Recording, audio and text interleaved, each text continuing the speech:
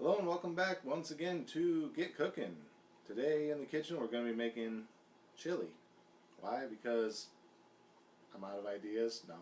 Honestly, it's just a quick and easy recipe. I decided to make it for dinner tonight. It's been a while since I made a video. My backlog's starting to run a little bit low. So might as well start cooking a few things to build that back catalog back up.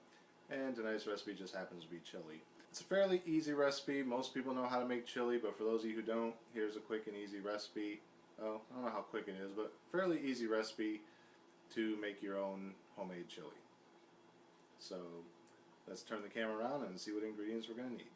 Alright, first ingredient we're going to have here is going to be roughly 2 pounds of hamburger, or ground beef, whatever you prefer. Chicken, turkey, whatever. The next item we're going to need is 1 medium onion, 1 green bell pepper. We're going to need some diced tomatoes, 1 can of chili beans. These are basically kidney beans, but they're in a chili sauce already, so they're already kind of soft.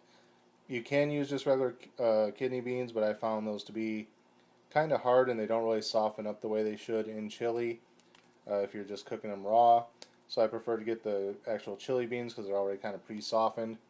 Normally I don't even really like beans in my chili, but you know, pat it out, why not? I'm going to use a jar of tomato juice. This is a 46 ounce can. It's a big one, so you can see it next to the other cans. And then just seasonings. We're going to have a little bit of Worcestershire sauce, obviously some chili powder, some cayenne pepper, a little bit, not too much. Some paprika, again, not too much. Some cumin to help season the beef. Some garlic powder, because why not? Some onion powder, because again, why not? Regular old salt and pepper, and then you've probably seen it pass by a couple times on the counter. I'm going to add in a packet of good old-fashioned McCormick's original taco seasoning just to kind of boost it up a little bit. And there you have it. That is all the ingredients we're going to need for our chili. So now let's get cooking. Alright, so first thing up, we're going to dice up our onion. You guys have seen me do this a million times before, so let's jump ahead a little bit and you'll see a diced up onion now. And there we have it, our diced up onion. Alright, we're going to set this aside into a bowl or something, and then we're going to chop up our green bell pepper. Alright, so with the green bell pepper, again, you guys have seen me cut one of these up a few times, but not that many, so, and this one doesn't take nearly as long, so I'm going to go ahead and do it again real quick. Again, you just want to chop the top off, chop just the little legs off of the bottom, like so. Then you kind of just want to cut out that center part. Like I said, you can use your fingers, which is probably the easier thing to do, and just kind of grab a hold of it and jerk it out of there. But at the same time, you can just easily do this. Just be careful because your knife does go through these very easily, and you can end up cutting your fingers. So there's all that. Now we're just going to put a slice in this right here so it opens up like so. And then we're just going to carefully, very carefully, run our knife on the side. Again, very carefully, and just remove those thicker membranes. Again, being very careful, as these knives will go right through these very easily, very quickly, and we don't want any accidents.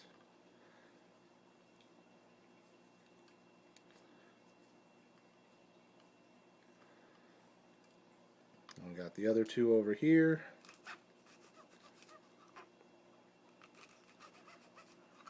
Like so. Get all them little seeds out of there.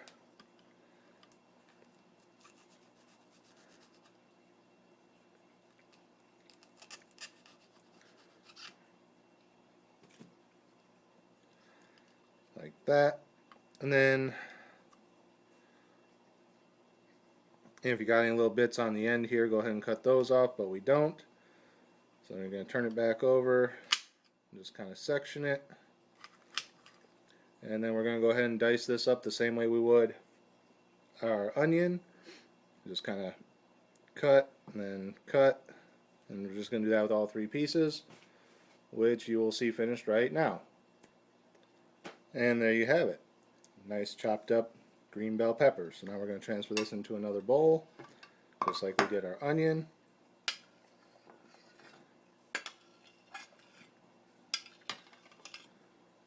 And we'll set these aside until we need them.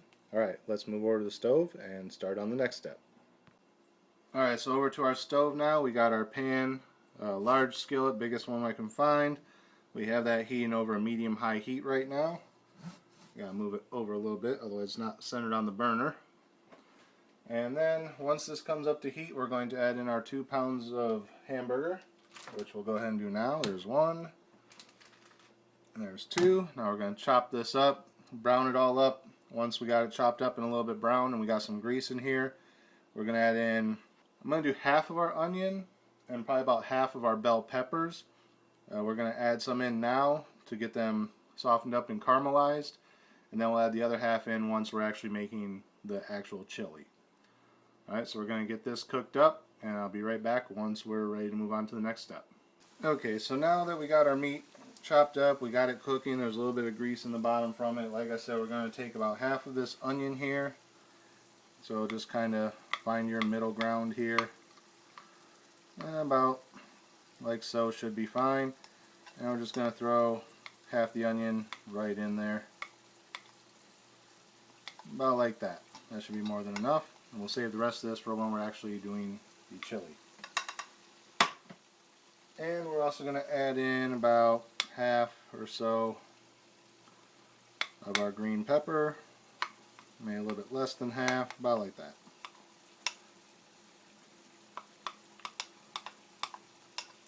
Alright. We want some tender, some to give a little bit of crunch into the chili once we're done, so that's why I'm adding half now, half later.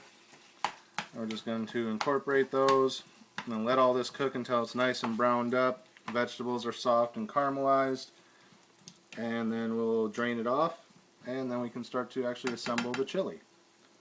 So I will see you guys when this is ready to be moved on to the next step. Alright guys, so I don't know how well you can tell this on the video, but most of our meat has browned up. There is still a little bit of pink in here. But now is the point when we want to go ahead and season up the meat just a little bit. So we're going to start with just some salt. Again, you can do this before it browns if you prefer. I like to do it midway through cooking, so it's mostly done and you're actually seasoning the meat. But at the same time, it still has to cook and absorb a little bit. So the first one was salt, this was pepper. There is onion in here, but I'm still going to add just a little bit of onion powder. Again, you can wait till after you're done browning everything and you've drained off the grease and then add it afterwards once all the grease is out. But it doesn't really matter. So that was onion powder, this is garlic powder. And we will be adding more of this in later in the recipe, so don't put everything away just yet. We got our cumin. Let's give this a nice... See, cumin doesn't come out quite so easily, so it looks like I'm putting a lot in here, but I'm really not. But basically that just helps to brown it and gives a little bit of flavor. And then we're going to add just a little bit of Worcestershire sauce. This, like I said, is best to put in while the grease is still in there because it'll actually mix in with the grease and kind of spread out a little bit and make better overall flavor coverage. Whatever I'm trying to say. So I'm just going to go ahead and chop this up a little bit more, make sure everything's mixed in.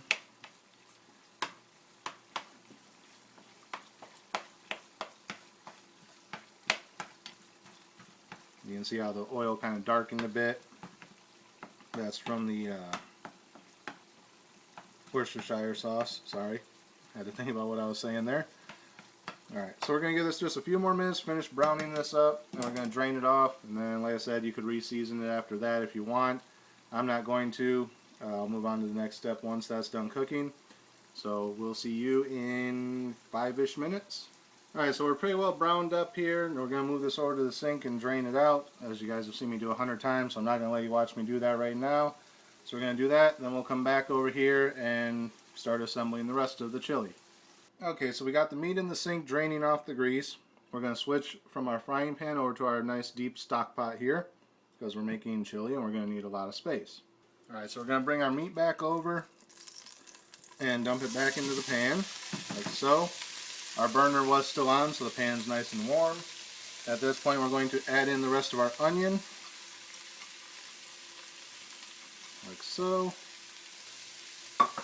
Go ahead and throw in the rest of our green pepper, or bell pepper, like so. And then we're going to add in our tomatoes and our chili beans. Normally on any other recipe I would drain both of these, but this is chili, so we're just going to go ahead and dump it in, juice and all, which is one reason I get name brands like Bush's and Del Monte. Okay, I'm going to turn that down just a little bit while I'm getting these opened. Now, I don't know if I mentioned before, me and my friend Jane were having this discussion earlier today about opening cans, and I don't know if I mentioned this in a previous video. It sounds like something I might have mentioned. Do you guys remember a while back, a few years, maybe a decade, when they had those fancy can openers you could buy for like 30 bucks and they would cut along the edge here so you could lift the top off without it falling down into the stuff? And everyone paid all that money for those can openers, and turns out you could actually do that with your normal everyday can opener. And I was telling her this, or someone else told her, and then I was like, yeah, you're just now finding that out. And she tried it today on her cooking show, and she failed miserably. And she started saying I was lying to her. So I'm going to show you guys how to do this, and then I'm going to take a quick break while I open up the other can, because I'm going to Snapchat her a video of me doing it just to prove it can be done. But basically, instead of locking the blade into the can at the top like this, all you do is you put the blade at the side, like so. So it's underneath that lip, like that. So instead of like this, you're going like this. Now, before you do this, know that the sides of the cans are slightly thicker than the tops, which is why normally you would cut around here, because it's slightly thinner. Cutting it from the side like this, you do have to put a bit more pressure on to cut through the can, and if you have a cheap can opener, it can wear out your blade and the cutting or the cranking mechanism. So don't use a good can opener if you're going to try this. Use a junky one that you can replace for $5. But basically, as you can see, the blade's just underneath the lip there. You're just going to press it until you feel it break through, like so. Now, I probably should have this down on the counter as I'm doing this. I don't know if you guys can see that. Yeah, should be okay. And then you're just going to turn it.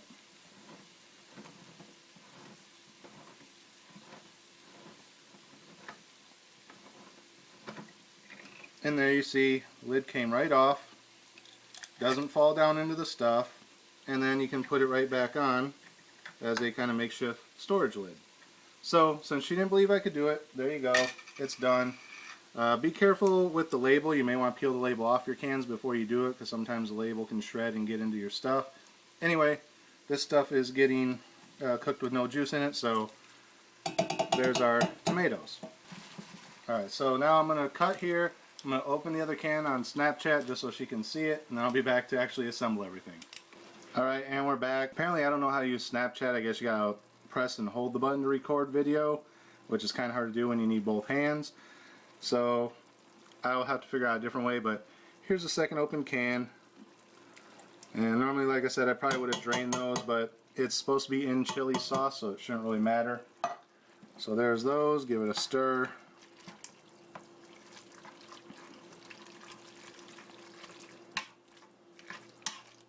Like so.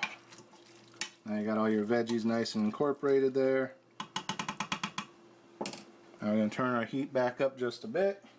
One reason I think that Jane was having problems with cutting it is she was using a can with a pull tab lid. So she turned it over to cut from the bottom. And the bottom doesn't have quite the same lip on it that the top does. The top kind of has a flat lip, where the bottom has a slightly rounded lip. And again, like I said, these pull tab cans, the sides are a lot thicker than the normal cans. So that might be another reason she was having problems. But anyway, I just did a video, proves it works. So yeah. Alright, so now we got that cooking. So now we need to beef up our juice a little bit. So now we got our nice big can of tomato juice. I'm just going to pour just about all of it in here. Yeah, pour the whole thing in there. Why not? So now that kind of gives us more of an actual chili look. As you can see, Get everything nice and stirred in. Now basically you just kind of want to let it heat through, but we're going to go ahead and add some more seasonings to it as well. So first off, I'm going to open up my salt to the larger settings because this is a big broth, and just going to give this a general helping of salt. And same with the pepper. Just make sure I got enough to fill everything. Looks good. Next up, let's add in some onion powder. Should be good. I'm not doing any exact measurements here, just kind of eyeballing it. Next up, our garlic powder. Like so. We're not going to add any more cumin at this point. That was basically just for flavoring the meat. I am going to add a little bit of paprika.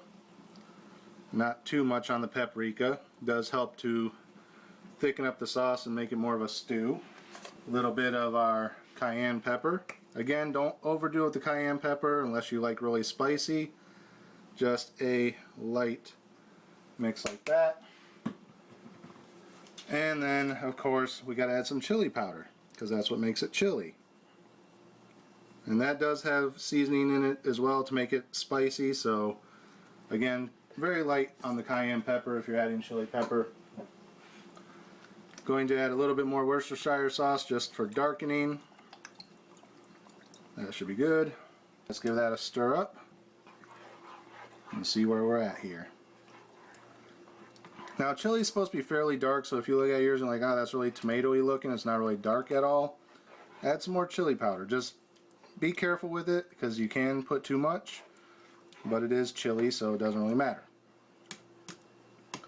Alright, so now, the one thing that's I've never actually done before, but figure why not, I had a spare one. I'm going to add in some taco seasoning. I probably should have done this first because this does have a little bit of zest to it already, and it may do the job of all the other seasonings I just put in, so this might be doing too much, but what the hell. I'm just going to taco it up. So I got that. I'm going to give that a little stir in. And that also, I believe, has a slight thickening agent in it as well, so that'll help thicken it up as well.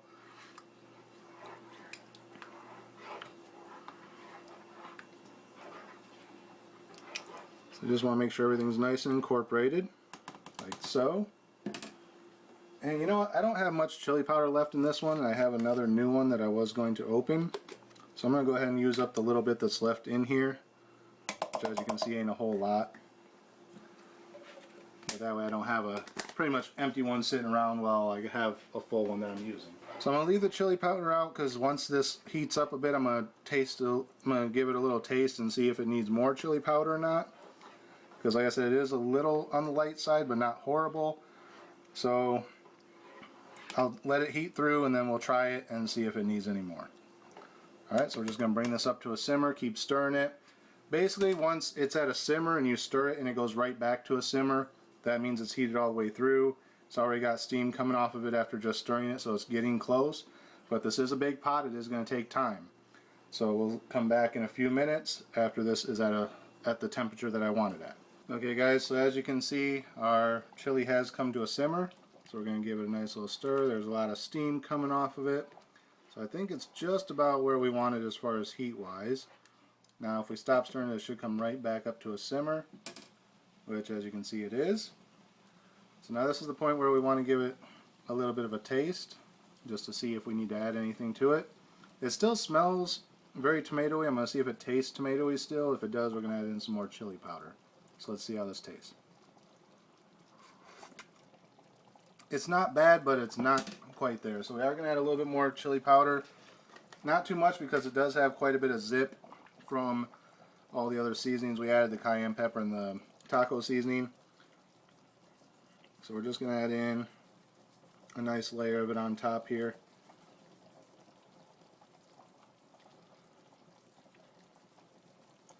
About like that. As you can see with it bubbling, it was kind of mixing it in as we went. Give that a nice stir, kind of incorporate it all in.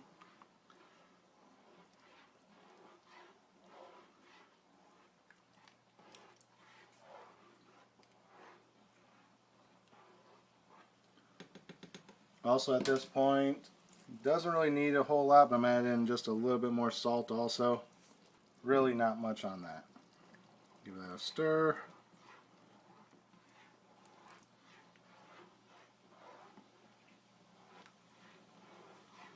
Now you may be saying this looks kind of soupy compared to a, like restaurant style chili where it's nice and thick. If you want to put this on a low heat and let it simmer for several hours until it reduces, you can do that. I think we're pretty good. I'll turn my heat down just a little bit so it doesn't splatter everywhere. Get a little bit more of the sauce and see if our spicing helped. Yep, that tastes a lot more like chili now. Alright, so now that it's all heated and seasoned and looking pretty good, we're going to remove the heat. So now we're just going to let it sit for 10-15 minutes or so, just to kind of bring it down to room temperature, just so we're not burning our mouth off when we try and eat it. So once it's cooled a little bit, about 10-15 minutes, we'll come back, dish it up, and I'll let you guys see the finished product. Alright guys, so it's been about 20 minutes, everything's cooled down. I mean, it's still warm, there's still steam coming off it, but it's not going to destroy our mouth if we eat it. So just give it another stir just to kind of reincorporate everything that's settled to the top. And now, I'm going to show you how to plate this up. Alright, so the first thing we need is our nice large bowl. This is my deeper well bowl, not my normal size bowl because I like chili. Next we're going to need some crackers. These are optional I guess, but I don't know who eats chili without crackers. Unless you're one of those weird people in Cincinnati who puts it on spaghetti, in which case boil yourself some spaghetti noodles, put the spaghetti noodles on a plate, and pour some of the chili over top of it instead of marinara sauce I guess. But like I said, that's usually for the thicker, more reduced chili as opposed to ours, which is more like a chili soup or stew. So that's up to you. Maybe I'll do that tomorrow depending on how much leftovers I have after my mother gets home. So you can put the chili in the bowl now and then add the crackers, or you can add the crackers now and then put the chili over top of it. It doesn't really matter. So we're going to grab a handful of crackers and just give them a nice crush in your hands.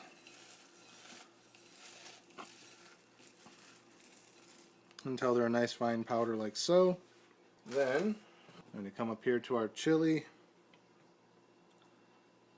If you do want to use a slotted spoon so you get more of the meat and beans and everything as opposed to the actual sauce of it all, use a slotted spoon. I'm using a ladle because like I said, I like a lot of chili.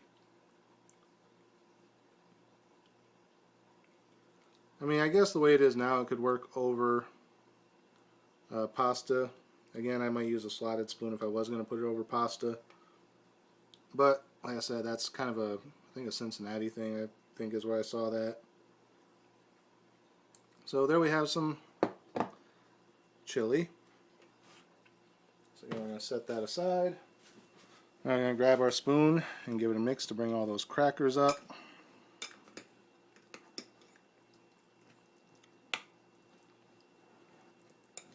Like so.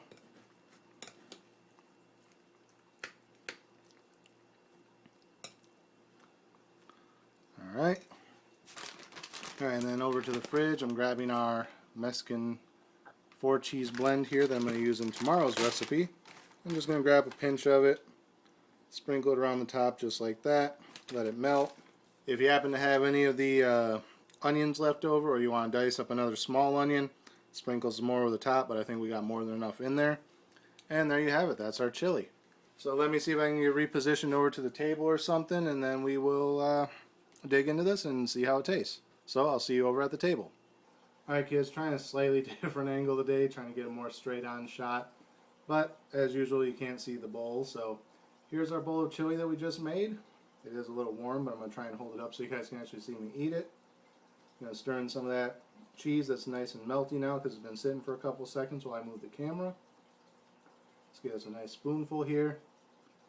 Cheers.